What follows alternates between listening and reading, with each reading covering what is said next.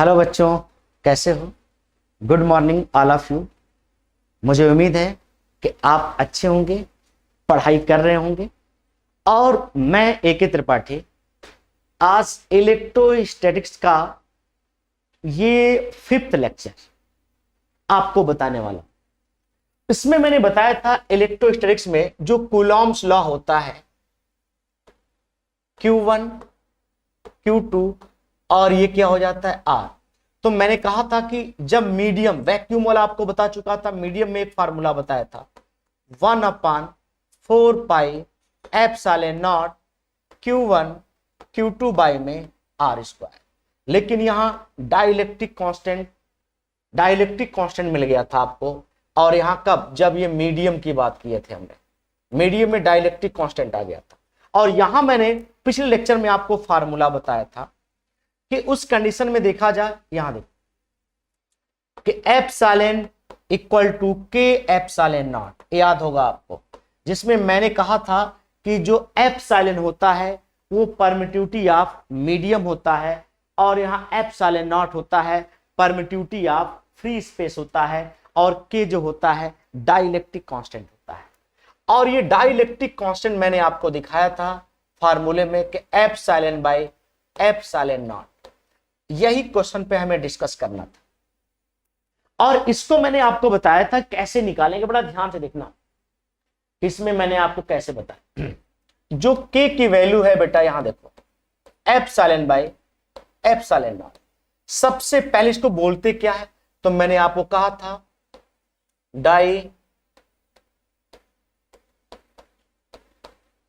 Dielectric constant. देखो याद रखना, डाइलेक्ट्रिक कांस्टेंट क्या होता है मैंने आपको बताया था यहां कि देखा जाए डाइलेक्ट्रिक कांस्टेंट निकालते कैसे। तो बड़ा ध्यान से देखना, यहां एक पॉइंट और मैं बता दूं आपको। देखो कि डाई इलेक्ट्रिक कांस्टेंट की यूनिट क्या होती है, डायमेंशन क्या होता है, न्यूमेरिकल वैल्यू क्या होती है। तो पहले तो याद रखना, ये डाइलेक्ट्रिक कांस्टेंट जो होता है कूलॉम स्क्वायर अपान में न्यूटन मीटर स्क्वायर। यहां भी आपको कूलॉम स्क्वायर अपान में न्यूटन इंटू मीटर स्क्वायर देखा जाए तो कैंसिल हो जाता है। तो डाइलेक्ट्रिक कांस्टेंट की ना कोई यूनिट होती है और ना ही कोई डायमेंशन होता है। तो आप बोल सकते हो कि dielectric constant is unit and dimension less quantity. लेकिन डाइलेक्ट्रिक कांस्टेंट ना यूनिट होता है ना ही डायमेंशन होता है, लेकिन न्यूमेरिकल वैल्यू होती है। लेकिन एक पॉइंट और याद रखना, जो डाइलेक्ट्रिक कांस्टेंट होता है ना वो टेंसर क्वांटिटी होती है। टेंसर क्वांटिटी यानी डाइलेक्ट्रिक कांस्टेंट कौन सी क्वांटिटी होती है? तो आपको मालूम होना चाहिए कि dielectric constant is tensor quantity. ये आपको भूलना नहीं चाहिए। नेक्स्ट पॉइंट में मैं आपको बताने वाला हूं, ध्यान से सुनना, कि न्यूमेरिकल वैल्यू क्या होती है डाइलेक्ट्रिक कांस्टेंट। बहुत पहले से याद रखिएगा, न्यूमेरिकल वैल्यू नोट कर लीजिए आप। न्यूमेरिकल वैल्यू क्या होते हैं डाइलेक्ट्रिक कांस्टेंट की, क्योंकि ये जानना बड़ा जरूरी है। तो याद रखना बेटा, प्योर नोट करते रहिए, पेन और कॉपी ले लीजिए, कॉन्सेप्ट को नोट करते रहिए कि प्योर इंसुलेटर की बात करेंगे तो डाइलेक्ट्रिक कांस्टेंट की वैल्यू प्योर इंसुलेटर के लिए 0 होता है। क्या होता है बेटा? 0। प्योर इंसुलेटर की बात करता हूं तो डाइलेक्ट्रिक कांस्टेंट की वैल्यू 0 होती है। अगर जो मैं एयर की बात करता हूं तो याद रखना, एयर के लिए डाइलेक्ट्रिक कांस्टेंट की वैल्यू क्या होती है? बोलो क्या होती है? बोलो, याद रखना 1 होती है। अगर जो मैं बात करता हूं माइका के लिए, माइका, तो डाइलेक्ट्रिक कांस्टेंट की वैल्यू होती है 4 से 6 तक होती है। अगर जो मैं बात करता हूं ग्लास के लिए तो याद रखना डाइलेक्ट्रिक कांस्टेंट की वैल्यू 6 से 10 के बीच में हो सकता है। ये सब याद रखना, माइका के लिए 4 से 6 के बीच में, ग्लास के लिए 6 से 10 के बीच में, एयर के लिए 1। अगर जो प्योर इंसुलेटर होता है, प्योर इंसुलेटर मतलब होता है उसमें कोई भी फ्री इलेक्ट्रॉन नहीं होता, तो प्योर इंसुलेटर के लिए जो डाइलेक्ट्रिक कांस्टेंट की वैल्यू होती है 0 होती है। लेकिन इसी तरह से मैं आपसे कह दूं, ये बताइए एथेनॉल के लिए क्या होता है? याद रखिएगा C2H5OH, कई बार ऐसे कह देता है। एथेनॉल के लिए तो 25 होता है, याद रखना 25। कैरोसिन ऑयल के लिए क्या होता है बेटा? 26 हो जाता है। कैरोसिन ऑयल के लिए 26। कुछ बातें मैं बोल रहा हूं, एक बार और सुनिए। प्योर इंसुलेटर होता है 0 हो जाता है, एयर होता है 1 हो जाता है, माइका हो जाता है 4 से 6 के बीच में हो सकता है, ग्लास हो जाता है 6 से 10 के बीच में हो जाता है, एथेनॉल हो जाता है 25 हो जाता है, कैरोसिन ऑयल हो जाता है 26 हो जाता है। और देखा जाए यहां मैं नेक्स्ट टाइप बता सकता हूं आपको। अब वो क्या होता है कि अगर जो हम वाटर की बात करते हैं तो 81 हो जाता है, वाटर के लिए 81। और उसके बाद देखो अगर जो मैं आइस की बात करता हूं, आइस तो 90 हो जाता है। याद रखिएगा वाटर के लिए 81, आइस के लिए क्या हो जाता है 90 हो जाता है। उसके बाद मैं आपको बता रहा हूं, बहुत ध्यान सुनिएगा, टाइटेनियम ऑक्साइड के लिए अगर डाइलेक्ट्रिक कांस्टेंट पूछता है, एक बार और नोट कर लीजिए, टाइटेनियम ऑक्साइड के लिए क्या होता है तो 170 हो जाता है, ये भी याद रखिएगा। और उसके बाद अगर जो हम बात करते हैं मेटल की, तो मेटल के लिए डाइलेक्ट्रिक कांस्टेंट की वैल्यू होती है इनफाइनाइट। ये मैंने आपको डाइलेक्ट्रिक कांस्टेंट बताया, कुछ डाइलेक्ट्रिक कांस्टेंट मैंने आपको नोट करा दिया कि डाइलेक्ट्रिक कांस्टेंट की वैल्यू क्या होती है, कैसे निकालते हैं। बड़ा आसान सा कॉन्सेप्ट होता है, इसको आप दिमाग में बैठा सकते हैं।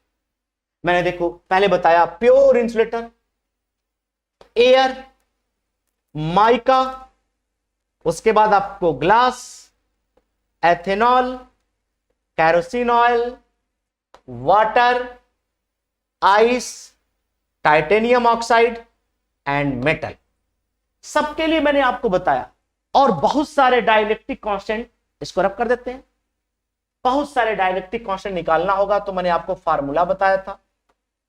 मीडियम का फोर्स, ये क्या होता है वैक्यूम का फोर्स, और बाय में के, यानी डाइलेक्ट्रिक कांस्टेंट आप यहां से निकाल सकते हो बेटा, K equal to F naught by में क्या एफ एम, इस तरीके से निकाल सकते हो। दिखाई दिया। एक और फॉर्मूला मैंने बताया था आपको डाइलेक्ट्रिक कांस्टेंट निकालने का, इससे भी निकाल सकते हो आप। ये तो फिक्स वैल्यू, ये क्या होता है बोलो, इसको कहते हैं परमिटिविटी ऑफ मीडियम, इसको कहते हैं परमिटिविटी ऑफ फ्री स्पेस, यानी एप्सिलॉन नॉट को परमिटिविटी ऑफ फ्री स्पेस। और मैं आपको बताया था इस फार्मूले में, याद रखिएगा कि आपसे पूछा जाए कि परमिटिविटी ऑफ मीडियम, कई बार इसको क्या रिलेटिव परमिटिविटी के नाम से भी जाना जाता है, रिलेटिव परमिटिविटी भी आप कह सकते हो, इसको याद रखिएगा। इस फार्मूले में ऐसे हो जाता है, ये भी याद रखिएगा, रिलेटिव परमिटिविटी, ये भी फार्मूला बनता है, ये दोनों सेम होते हैं। मैंने कहा एप्सिलॉन इक्वल टू के एप्सिलॉन नॉट। यहां देखो इस पे कुछ न्यूमेरिकल्स दिए गए, बड़े आसानी से सॉल्व कर सकते हो न्यूमेरिकल्स। अब देखा जाए मैं आपसे पूछ दूं कि डाइलेक्ट्रिक कांस्टेंट मेरे पास गिवन है और अलग अलग पॉइंट के लिए मैंने आपको पूछ दिया। पहला मैंने आपसे पूछा कि चलो C2H5OH के लिए क्या होगा, सेकंड क्वेश्चन में कह दिया वाटर के लिए क्या होगा, थर्ड क्वेश्चन में मैंने कह दिया कि भैया बताओ ग्लास के लिए क्या होगा, और फोर्थ क्वेश्चन में कह दिया मेटल के लिए क्या होगा। सबके लिए आपको बताना है परमिटिविटी ऑफ क्या, ये मीडियम की वैल्यू। इसका मतलब बेटा आपके पास फार्मूला देखो है एप्सिलॉन इक्वल टू क्या, के की वैल्यू आपको रखना है 25 इंटू 8.85 इंटू 10⁻⁻12। दिखाई दे, यानी आपको मैं पहले से बता चुका हूं कि एप्सिलॉन नॉट की वैल्यू क्या होती है 8.85 इंटू 10⁻12 कूलॉम स्क्वायर अपान में न्यूटन मीटर स्क्वायर। ये वैल्यू आपको याद रखना है। अब केवल के की वैल्यू पुट करते रहिए। तो मैंने आपको बताया कि H2O के लिए क्या होगा 81 होगा, एथेनॉल के लिए मैंने बताया 25 होगा, ग्लास के लिए मैंने बताया ग्लास के लिए 10 ही रख लीजिए, और आपको मेटल के लिए मैंने आपको बताया इनफाइनाइट रख लीजिए। सारी वैल्यू यहां रखते रहिए, एक एक क्वेश्चन करके सॉल्व होते रहेंगे आपको। तो कई जगह आपसे पूछा जाएगा कि परमिटिविटी ऑफ मीडियम की वैल्यू क्या होगी, तो परमिटिविटी ऑफ मीडियम की वैल्यू आप इससे निकाल सकते हो, बड़े आसानी से निकाल सकते हो, और आप अच्छे अच्छे क्वेश्चन भी सॉल्व कर सकते हो। अब यहां देखा जाए, कुछ मैं आपको कूलॉम्स लॉ पे क्वेश्चन बताऊं, और यह भी आपको जानना होगा कि लिमिटेशन क्या होता है इलेक्ट्रोस्टैटिक्स फोर्स। इलेक्ट्रोस्टैटिक्स फोर्स की लिमिटेशन क्या होता है, बड़ा ध्यान से सुनना। पहला पॉइंट लिमिटेशन में आपको जानना है बेटा, देखो इधर फर्स्ट पॉइंट में लिमिटेशन क्या होता है इलेक्ट्रोस्टैटिक्स फोर्स की। तो मैंने कहा कि दोनों चार्ज जो Q1 और Q2 हैं, ये कभी भी चार्ज में मोशन नहीं होना चाहिए। अगर जो मोशन हुआ तो इनके बीच जो फोर्स होगा वो जीरो हो जाएगा। पहला पॉइंट। दोनों चार्ज कैसे होने चाहिए? पॉइंट चार्ज होने चाहिए, पॉइंट चार्ज। अगर जो पॉइंट चार्ज नहीं है, मूविंग चार्ज है, तो फोर्स जीरो हो जाएगा। पहला केस। सेकंड में याद रखिए, Q1 और Q2 डिस्टेंस R है, इनके बीच अगर जो कोई मेटल आ गया तब भी समझ जाना इनके बीच लगने वाला फोर्स जीरो हो जाएगा।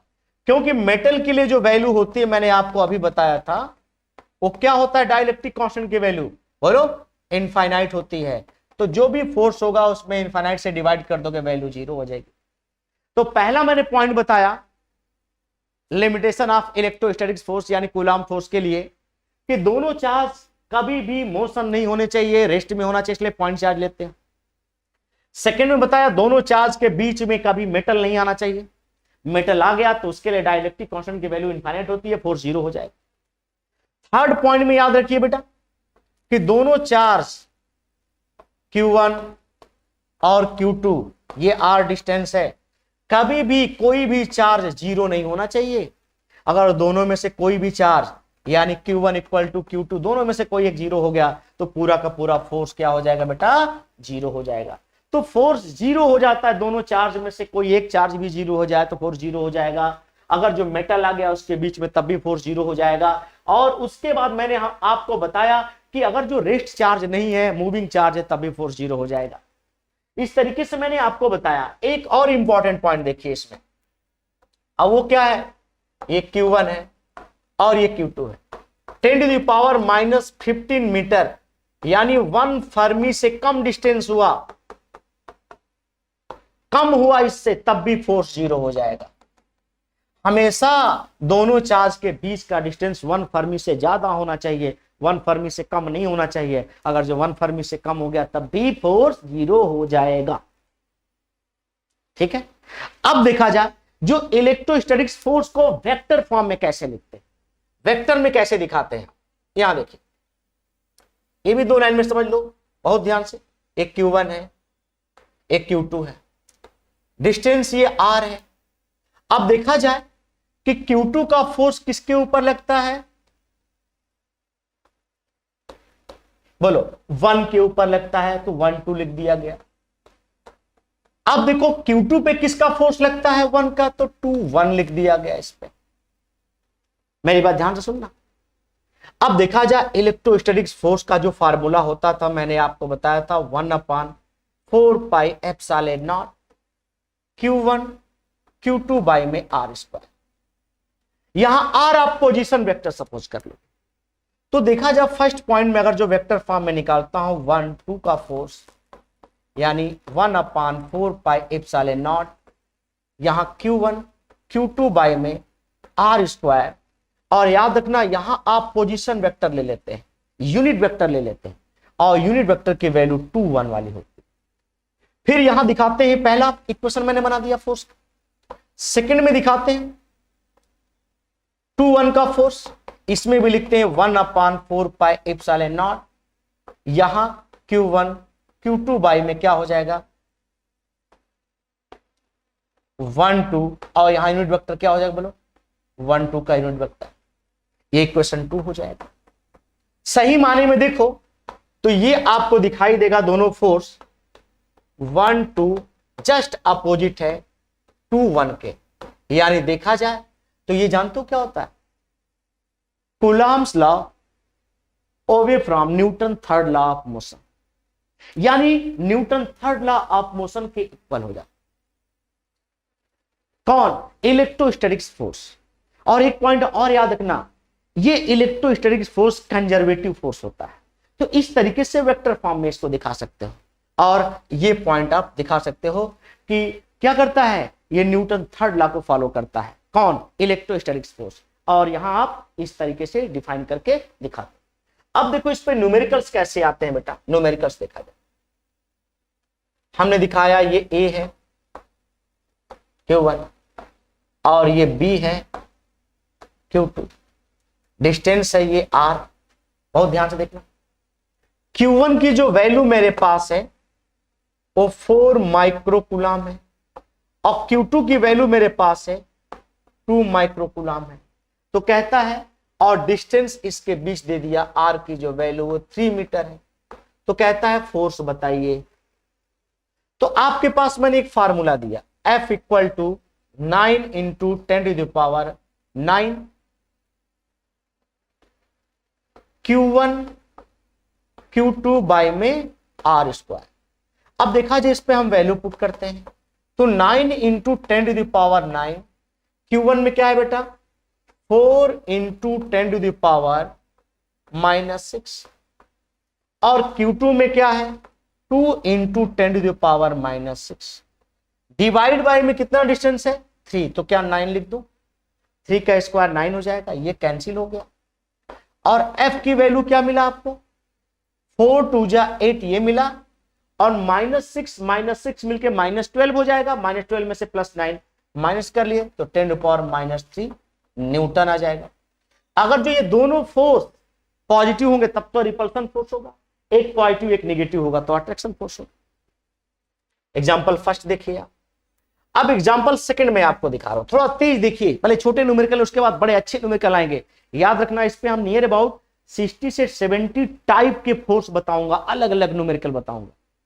वो न्यूमेरिकल बताऊंगा जो कुछ आपके बोर्ड में पूछे गए हैं, कुछ एनसीईआरटी में पूछे गए हैं, कुछ आपको एससी वर्मा में पूछे गए हैं, कुछ क्वेश्चन आप देखोगे आईआईटी नीट में आए हुए हैं, कुछ आईआईटी में क्या मेंस एडवांस में आए। तो सारी के सारी क्वेश्चन पे 1 बाय 1 करके मैं डिस्कस करूंगा और बहुत सारे एग्जांपल मैं दूंगा। 1 बाय 1 करके आप ठीक से एक्सप्लेन करो और समझते रहो। बड़ा छोटा सा क्वेश्चन मैंने दिया है। अब देखो सेकंड में मैंने दे दिया, यहां दे दिया 6 माइक्रोकूलम और यहां मैंने दे दिया ए पे और बी पे मैंने दे दिया 2 माइक्रोकूलम। डिस्टेंस मैंने दे दिया 3 मीटर। अब देखो इस पे फोर्स कैसे निकलेगा, सेम ऐसे ही क्वेश्चन है। आपको अभी मैं फार्मूला याद करा रहा हूं, कॉन्सेप्ट सिखा रहा हूं, सॉल्व कैसे करोगे। यहां देखो F इक्वल टू 9 इंटू 10⁻⁹। उसके बाद क्या करेंगे 6 इंटू 10⁻⁻6। उसके बाद क्या दिखाएंगे 2 इंटू 10⁻⁻6 और डिवाइड बाय में क्या कर लेंगे, ये भी 9 हो जाएगा, ये कैंसिल हो जाएगा और F की वैल्यू जो निकालोगे तो क्या हो जाएगा 12 इंटू 10⁻³ न्यूटन। ये फोर्स आ गया, ये भी आसान है, चेक कर लीजिए आप। आया, देख लो कैसे मिला। कोई डाउट, क्लियर है, समझ में आ गया, सही है। चलिए अब इसको आप सॉल्व कर सकते हैं, बड़े आसान हुआ। थोड़ा समय अब आगे बढ़ाता हूं एग्जाम्पल नंबर 3 पे। आइए देखिए, कंडक्शन की बात करता हूं।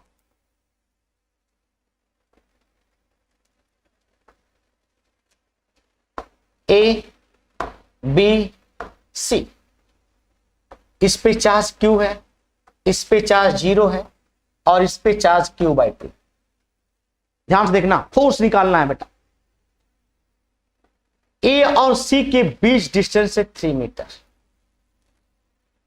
चलो इसको हम R मीटर ले लेते। ध्यान से देखना, बहुत इंपॉर्टेंट क्वेश्चन है, इसलिए ठीक से देखो। एनसीईआरटी में भी ऐसे क्वेश्चन है, कुछ मेंस में भी ऐसे क्वेश्चन है। धीरे धीरे हम आगे बढ़ा रहे हैं। मैंने कहा पहले पॉइंट में क्या कहता है, ए को बी के कांटेक्ट में ले जाता है। तो ए को बी के कांटेक्ट में लेके जाइए तो कितना हो जाएगा भाई, ए मेरे पास आया और बी मेरे पास आया।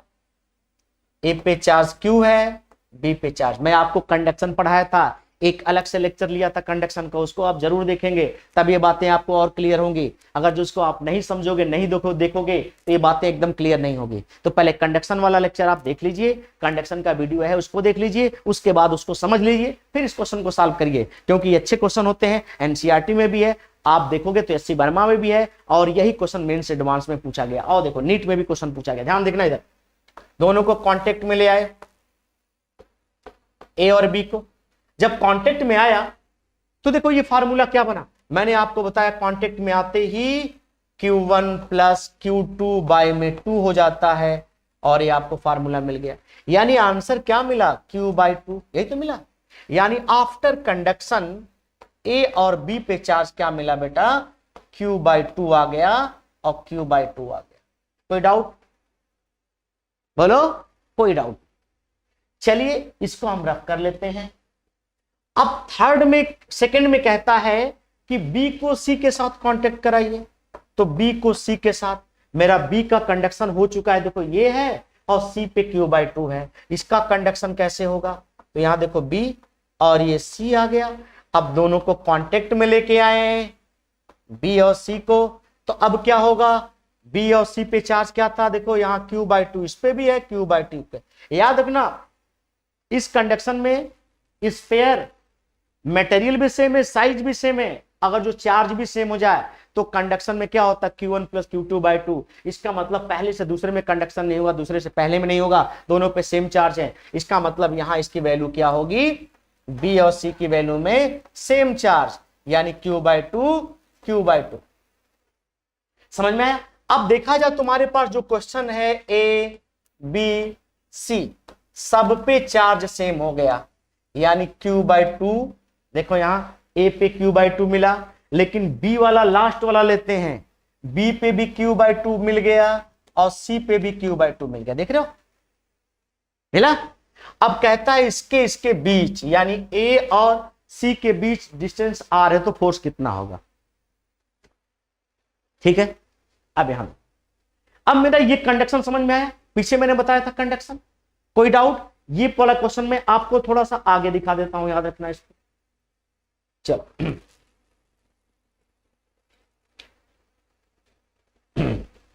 मैंने दिखा दिया आपको कि A पे चार्ज, B पे चार्ज, C पे चार्ज, यहां भी Q/2, यहां भी Q/2, यहां भी Q/2, और इसके डिस्टेंस R था। और कहता है A और C के बीच फोर्स बताइए। 1/4πε0 Q1 Q2 बाई में R², यही तो फार्मूला है बेटा। यहां देखो 1/4πε0 Q/2 अपान में R²। दिखाई दिया? अब ये फार्मूला आपके पास आ गया। पहले तो इस फोर्स को आप F कह लेते थे, अब क्या हो जाएगा इसमें? 1/4πε0 Q² बाय में क्या हो जाएगा? 4R²। सही माने में देखा जाए तो ये जो डैश की वैल्यू आप निकाल रहे हो बेटा, थोड़ा इससे कंपेयर करो कि दोनों का चार्ज अगर जो सेम हो, Q1 Q2 सेम हो जाए, क्योंकि सेम चार्ज मिला है आपको, तो Q²/R² को F सपोज किया, तो इसको क्या सपोज कर सकते हो? जल्दी बताओ। F/4 सपोज कर सकते हो। इसका मतलब ये ऑप्शन देता है, पूछता है कि नेट फोर्स आया F, दूसरा ऑप्शन आया F/2, तीसरा ऑप्शन आया 2F, और चौथा ऑप्शन आपको देगा F/4। टिक करना पड़ेगा, पहले का फोर्स क्या होगा? 1/4 हो जाएगा। इस तरीके से इसको सॉल्व करना होगा, ये ऑप्शन पे टिक लगाना पड़ेगा। ठीक है, ये कंडक्शन का आ गया। नेक्स्ट पॉइंट देखो, कंडक्शन का मैंने कैसे बताया था। यहां देखो ये 3 मीटर है, 3 सेंटीमीटर है, और ये 6 सेंटीमीटर है। किसी वायर से कनेक्ट करा दिए, और याद रखना इस पे 36 माइक्रोकूलम चार्ज है, इस पे 0, और इसके बीच में 3 मीटर डिस्टेंस है। तो कहता है फोर्स कितना होगा? कैसे सॉल्व करोगे आप? क्या आएगा आंसर इसका? तो यहां देखो फार्मूले में आप दिखाओगे F = 9 × 10⁹ Q1 में क्या हो जाएगा? तो मैंने आपको ये फार्मूला आपको Q1 Q2 बाई में क्या? R²। चलो बेटा इसका कंडक्शन का फार्मूला याद है? तो मैंने देखो Q1 निकालने का तरीका बताया था, R1/R1 + R2 इंटू में नेट चार्ज। याद करो Q1 कैसे निकालोगे? तो Q1 = ये ऊपर 3 हो जाएगा, नीचे क्या हो जाएगा? 3 और 6 मिलके 9 हो जाएगा, इंटू में क्या हो जाएगा? 36 × 10⁻⁻6 हो जाएगा, ये 4 हो जाएगा, और Q1 की जो वैल्यू आ जाएगी 12 माइक्रोकूलम मिल जाएगी Q1। देखो ये फार्मूला मैंने पिछले लेक्चर में आपको बताया था, याद रखना। फिर जब Q2 निकालना होगा तो मैंने फार्मूला बताया, तो ऊपर R2 लिखो, नीचे क्या? R1 + R2 इनटू में नेट चार्ज, ये फार्मूला बताए थे। अब देखो इसमें Q2 की वैल्यू में क्या हो जाएगा, ध्यान से देखना, यहां मैं लिख देता हूं 6, यहां नीचे 9 हो जाएगा, Q1 Q2 की वैल्यू को यहां लिखा हूं, इनटू में 36 हो जाएगा, इंटू 10⁻⁻6, चलिए क्या हो जाएगा 4, और Q2 की वैल्यू 24 हो जाएगा, इंटू 10⁻⁻6 कह लो, या इसी को आप कह लो 24 इंटू माइक्रो कूलम। चलिए इस तरीके से आप लिख सकते हो। तो Q1 Q2 आ गया। अब ये फार्मूला अप्लाई करके आंसर निकाल लो बेटा, क्या दिक्कत है। तो जब ये फार्मूला अप्लाई करेंगे तो क्या हो जाएगा, यहां देखो इसमें आ जाएगा F equal to 9 into 10⁻9। Q1 में क्या लिखूं, Q1 में 12 -6, Q2 में क्या लिखूं 24 इंटू 10⁻6, और डिवाइड बाय में क्या लिखूं, डिस्टेंस कितना है 3 यानी 9 हो जाएगा। अब तो सॉल्व कर लोगे इसको, बड़े आसानी से सॉल्व हो जाएगा।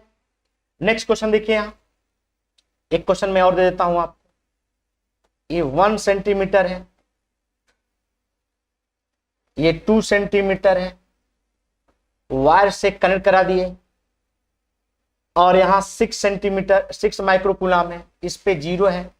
तो कहता है इस पे फोर्स कितना आएगा। पहले देखो फिर Q1 निकालने का तरीका ढूंढो, क्या हो जाएगा R1 प्लस R2 इंटू में नेट चार्ज, यही तो फार्मूला होगा।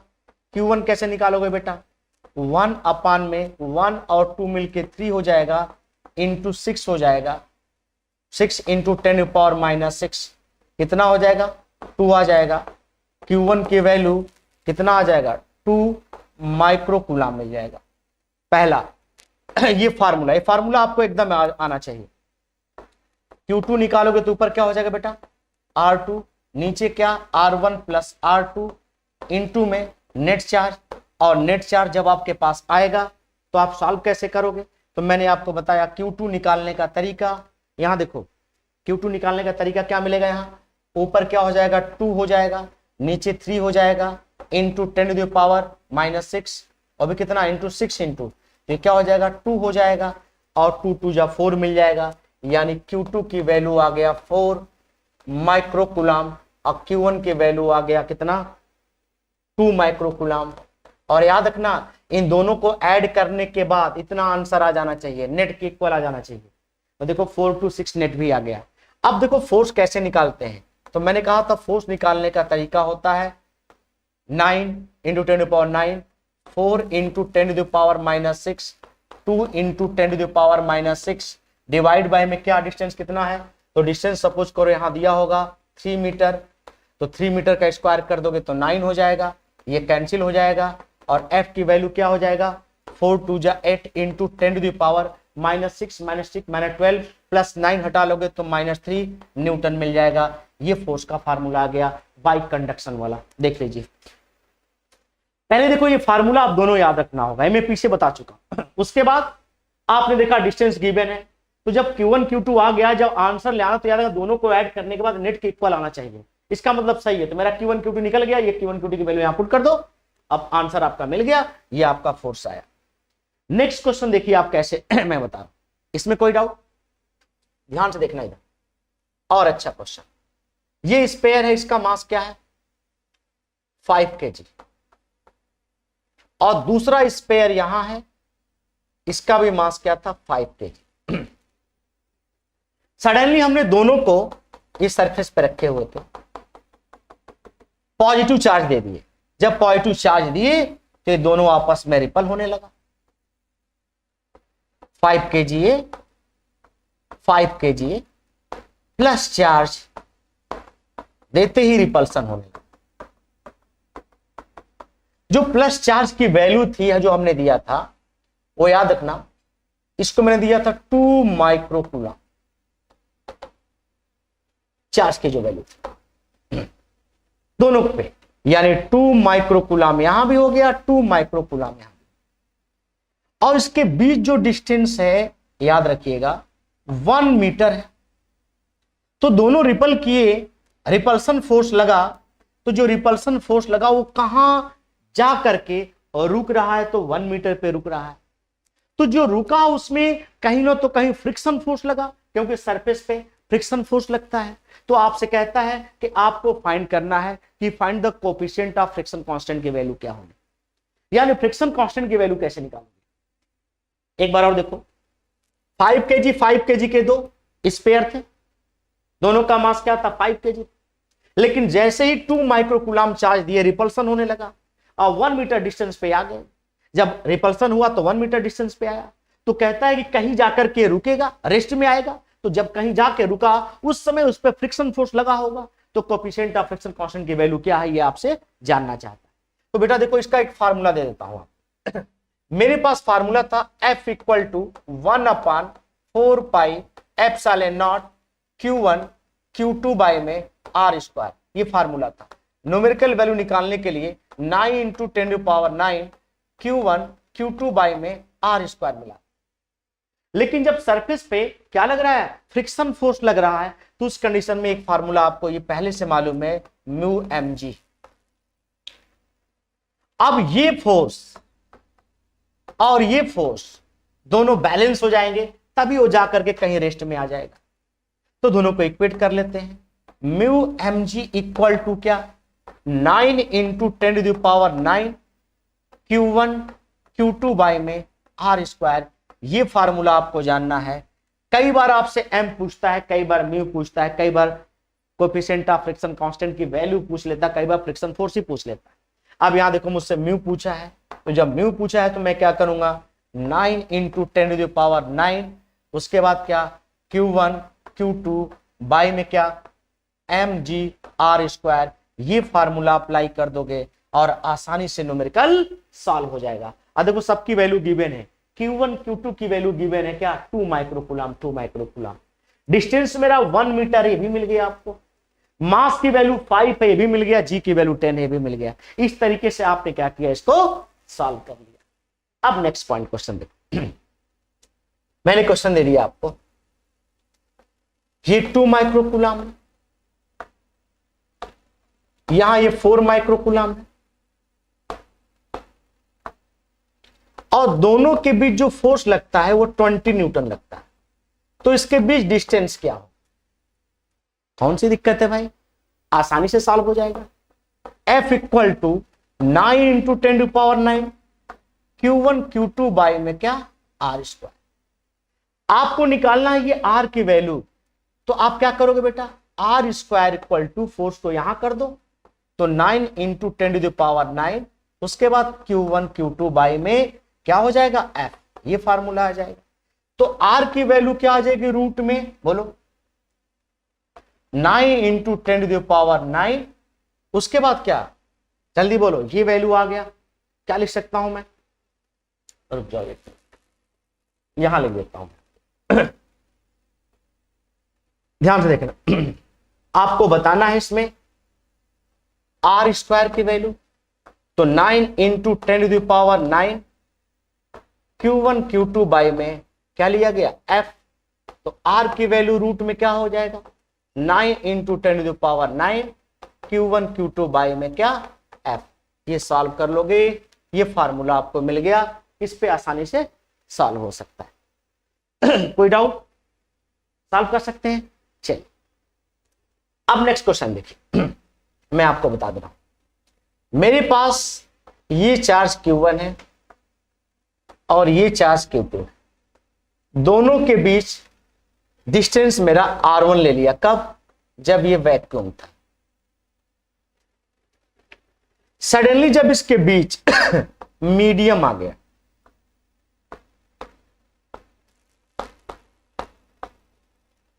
मीडियम आया, तो आपको बताना है क्या डिस्टेंस इसको बैलेंस करने के लिए क्या हो जाए। ये वैल्यू आपको गिवन है 5 मीटर, तो आपको बताना है कि जब मीडियम आएगा तो डिस्टेंस कितनी हो जाएगी।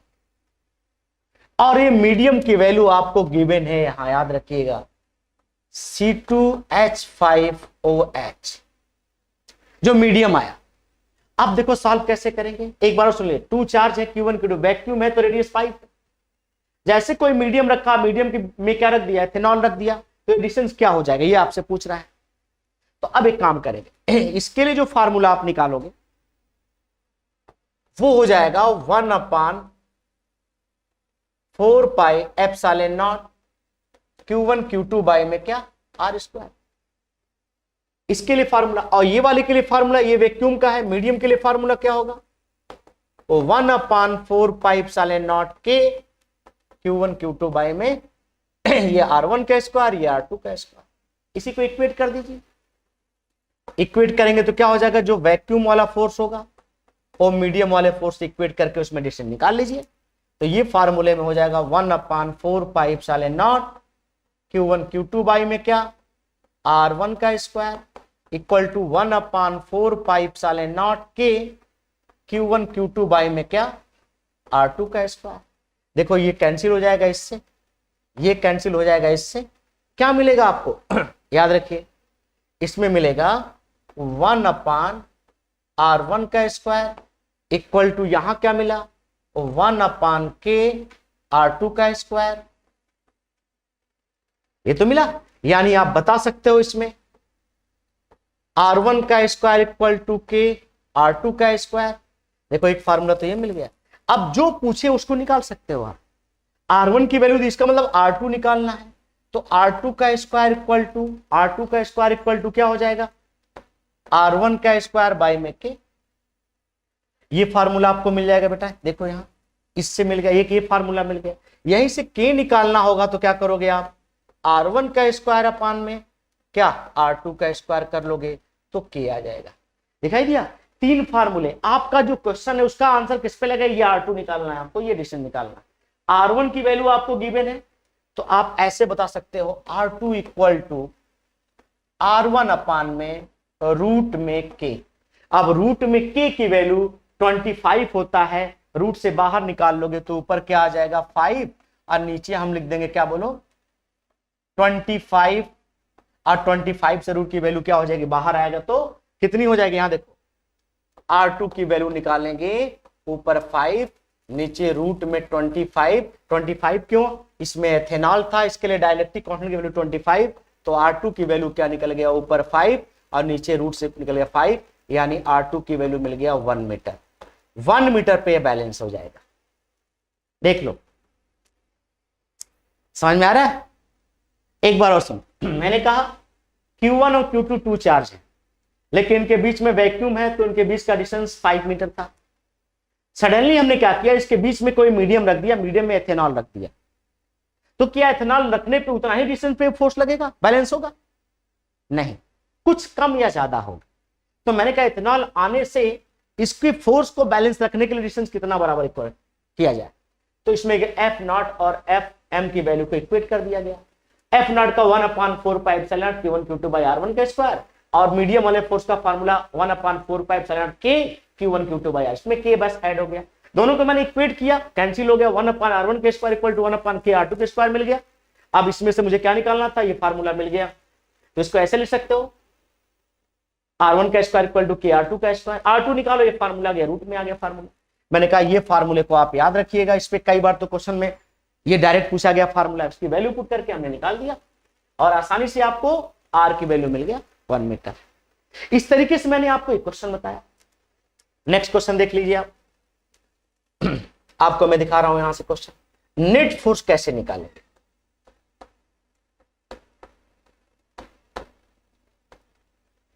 नेट फोर्स, नेट फोर्स से पहले एक क्वेश्चन और देखो, ये यूरेनियम है 92 एटॉमिक नंबर, इससे एक अल्फा पार्टिकल्स डीके हो गया, बाहर निकला और आकर के अल्फा पार्टिकल्स यहां गिरा। अल्फा पार्टिकल्स आया तो इसका एटॉमिक नंबर 2 और ये 4 हो जाता है, 235 हो जाता है, और इसके बीच का जो डिस्टेंस है 1 मीटर है, तो कहता है कितना फोर्स इस पे लगेगा। ये यूरेनियम था, इससे एक अल्फा डीके हुआ, एक अल्फा बाहर निकला और अल्फा आकर के यहां आकर के गिरा और यहां रेस्ट में आ गया, और उसके बीच डिस्टेंस दिया है, तो कहता है इनके बीच फोर्स कितना होगा, इलेक्ट्रोस्टैटिक फोर्स कितना होगा। तो बेटा सबसे पहले आपको निकालना है Q1। और Q1 की वैल्यू एक NE फार्मूला मैंने बताया था, याद करो, Q इक्वल टू NE।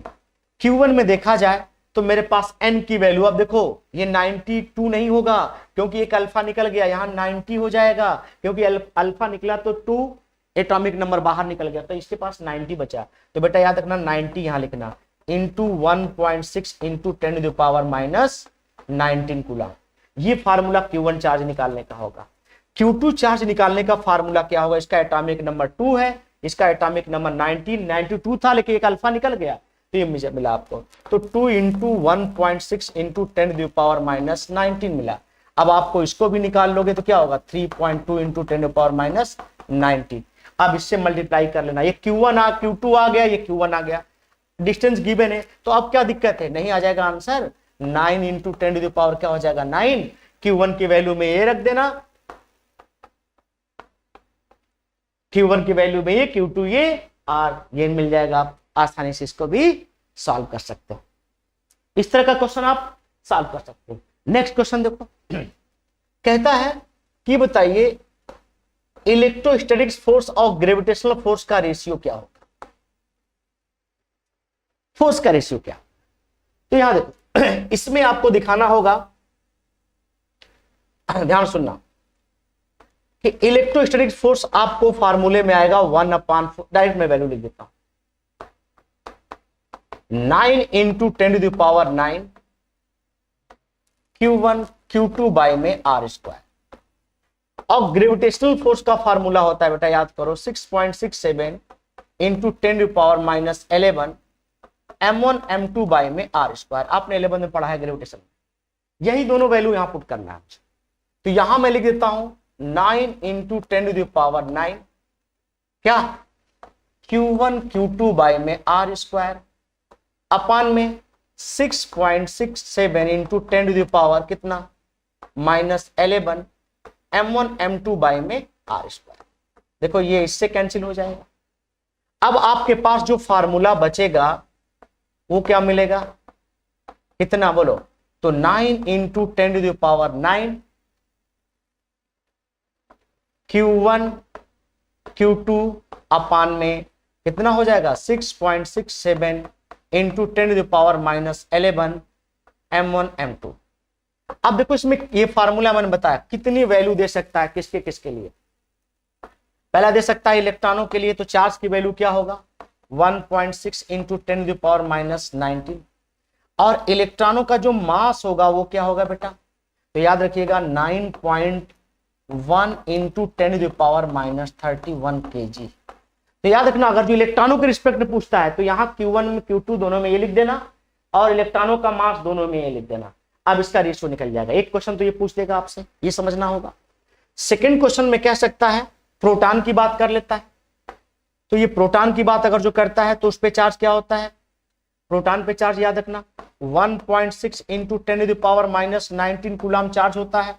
और जो प्रोटॉन का मास होता है वो क्या होता है, तो याद रखिए 1.6 into 10 to the power minus 27 kg होता है। याद रखना, ये रख लेना। तो यहां दोनों के चार्ज की वैल्यू ये रख लेना और मास की वैल्यू ये रख देना। प्रोटॉनों के रिस्पेक्ट में पूछता है तो दूसरा क्वेश्चन बन जाएगा, ये पहला क्वेश्चन बन गया। और तीसरे क्वेश्चन में ये पूछता है बेटा अल्फा पार्टिकल्स के लिए। अल्फा पार्टिकल का चार्ज होता है 3.2 into 10 to the power minus 19 coulomb और जो मास होता है अल्फा पार्टिकल का वो 6.6 into 10 to the power minus 27 kg। देखो 3 क्वेश्चन मैंने बता दिया आपको इस पे। पहला क्वेश्चन यहां रखने का तरीका Q1 Q2 किसके, इलेक्ट्रॉनों के रिस्पेक्ट में पूछता है तो ये रखिएगा, प्रोटॉनों के रिस्पेक्ट में पूछता है तो ये रखिएगा, अल्फा पार्टिकल के रिस्पेक्ट में पूछता है तो ये रखिएगा। अब दोनों में चार्ज देखो यहां रख दिया, प्रोटॉन का मास रख दिया गया, नीचे रख दो। अगर जो इलेक्ट्रॉन की बात करता है तो इलेक्ट्रॉनों का ये चार्ज रख दिया, यहां रख दो, और इलेक्ट्रॉन का मास रख दो, यहां रख दो। अल्फा पार्टिकल चार्ज यहां रख दो और क्या मास यहां रख दो। तो इस तरीके से क्वेश्चन, इसको नोट कर लीजिए, बड़ा इंपॉर्टेंट क्वेश्चन है। इस तरीके से आपको पूछ सकता है और आसानी से आप इसको निकाल सकते हो और ये सॉल्व कर सकते हो। मेरी बात समझ में आ रही है, कैसे कैसे क्वेश्चन बने और कैसे कैसे आपने इसको सॉल्व किया। बड़े आसान क्वेश्चन होते हैं। लेकिन यहां देखो एक क्वेश्चन मैंने दिखा दिया, Q1 और ये Q2, इसके बीच में सिल्वर है और यहां चार्ज 10 माइक्रोकूलम है, यहां 20 माइक्रोकूलम है और इसके बीच डिस्टेंस 20 सेंटीमीटर है। तो फोर्स क्या होगा? तो बेटा याद रखना फोर्स 0 होता है, ध्यान से देखना। ऐसा क्यों? तुम Q1 Q2 बाई R से तो ये तो फार्मूला निकाल लोगे, तुम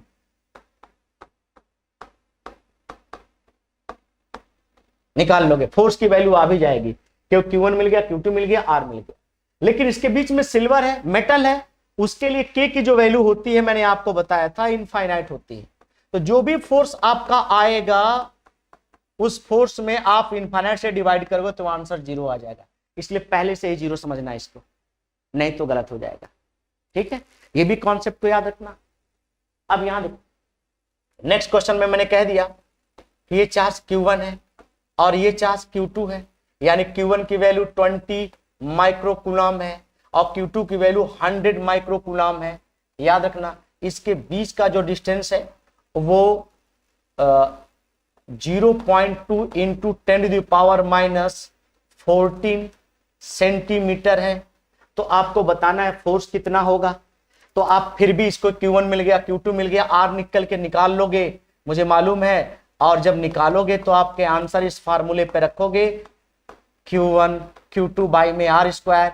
तो याद रखना फोर्स कुछ आ जाएगा, लेकिन मैंने आपको बताया था कि याद रखना अगर जो कितना, यहां देखो कि R की वैल्यू 1 फर्मी से कम हो, 1 फर्मी मतलब 10⁻⁻15 मीटर से कम हो तो फोर्स 0 होता है। तो देखो उससे कम है, सेंटीमीटर में है, इसका मतलब यहां सडनली फोर्स की वैल्यू 0 रखना। ऑप्शन में जो 0 दिया होगा उसको सेलेक्ट करना, नहीं तो फिर तुम्हारे क्वेश्चन के आंसर गलत हो जाएंगे। याद रखना इस तरीके क्वेश्चन आता है। तो फिर मैंने कहा यहां देखो 2He4 हीलियम है और दूसरा यहां देखो प्रोटियम है। कहता है ये बताइए प्रोटियम और हीलियम के बीच का डिस्टेंस अगर जो 1 मीटर हो तो फोर्स कितना होगा। तो इसको निकाल लोगे तुम, Q equal to n e formula apply करो, 2 इंटू 1.6 इंटू 10⁻⁻19 कूलम। ये Q1 निकाल लेना इसका, और Q2 में क्या निकालना है, यहां देखो Q2 इक्वल टू 1.6 इंटू 10⁻⁻19, क्योंकि इसमें 2 से मल्टीप्लाई करोगे, इसमें तो 1 से करोगे भाई, 1 ही एटॉमिक नंबर है, इसमें 2 है, देख रहे हो। अब दोनों के चार्ज आगे, जब दोनों के चार्ज आगे तो कोई दिक्कत नहीं, इस फार्मूले पे वैल्यू पुट कर दो और सॉल्व कर लेना। क्या हो जाएगा बेटा, कितनी वैल्यू, तो 3.2 इंटू 10⁻⁻19, इस पे कितना 1.6 इंटू 10⁻⁻19, और डिस्टेंस कितना दिया है इसमें 1 मीटर, तो 1 का स्क्वायर कर लेना, आसानी से फोर्स निकल जाएगा। तो इस तरीके से आपको मैंने बताया कि फोर्स कैसे निकालेंगे और बेसिक फोर्स क्या क्या हो सकता है आपको, और नेक्स्ट लेक्चर में मैं आपको बताने वाला हूं नेट फोर्स क्या होता है। याद रखिएगा नेट फोर्स कैसे निकालेंगे इलेक्ट्रोस्टैटिक का, याद रखिएगा, है ना। तो आज का लेक्चर मैं करता हूं क्लोज, और इस न्यूमेरिकल को आप देखिएगा, ये बेसिक न्यूमेरिकल मैंने बताया, नेक्स्ट लेक्चर बड़ा इंपॉर्टेंट होता है, और नेक्स्ट लेक्चर में आपका नेट फोर्स कैसे बताऊंगा। थैंक यू बेटा।